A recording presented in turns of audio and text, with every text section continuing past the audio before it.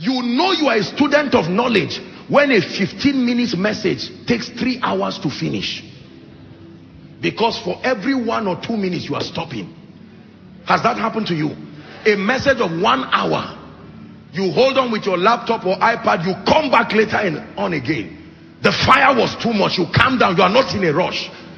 God, what are you saying? And light will come out of that knowledge. Revelation, I've told you, is not just knowledge. Knowledge is important, but revelation is understanding mixed with knowledge. Are we learning? The people that do know, a quick recap, are the people that, number one, must be meek enough to receive. That's what it takes to know. The people that do know are, number two, the people who master the art of asking questions and don't stop. The people that do know, number three, are people who are willing to sacrifice their time, their energy, their resources to buy the truth. Number four, the people who know are the people who place value on knowledge and have sustained the ability to retain superior knowledge. Hallelujah. I can tell you, retaining knowledge is not the issue of being dull or intelligent. It's the issue of being serious with your destiny. There are people who cannot tell you last week's message. They don't even remember. Honestly. Frankly speaking, sometimes your mind can play games, you can forget, but they can't even remember any point. No. Ought not to be so. The people who know.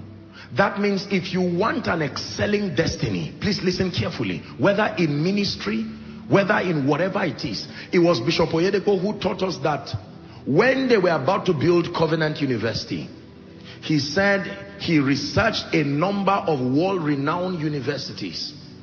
There were other universities already, but he paid the price to study them, put up a panel that understudied it. Are we together? And then at the end of it, he came to a conclusion that Covenant University, he wanted it to become the new generation Harvard. Now there's Landmark, and they are all making tremendous contributions. Are we together? Many years ago, I was in Afeba Balolo University to preach, and my goodness, when I got to hear about the standard and some of the things happening there, and that man was then at that time, I think he was in his 80s now, I don't know, or maybe 80s, I don't know how old he is now. And his passion, he would still come to the office and sit down and coordinate all kinds of things. I had to tell myself, anybody that says it's too much, think again. Some of us are already young, 25, and they tell you, you are tired, you have tried. Nothing, you are not impacting anything.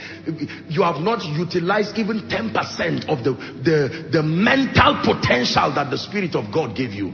Please challenge yourself in the name of Jesus that you will go for structured knowledge and don't stop. A young man who is sleeping 12 hours, you are in the first level of your life. You will wake up towards the last level of your life. When other people are sleeping, trouble will keep you awake. It's not a curse. It's because you have not prepared your way before the Lord.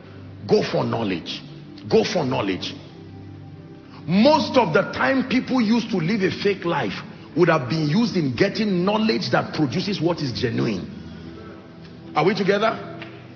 The time it takes to hide around cars and snap and say it's your car, the time it takes to sit down in an office and say you were in London, all that time is the same time you can settle down and study in your one room, even with a candle. Shabalakatos. Lord, I know that in the name of Jesus things will not remain like this, and the Spirit of grace is honoring your sincerity and your investment. But the people that do know, are we together? Very quickly, let's go to the second word. B. The people that do know their God.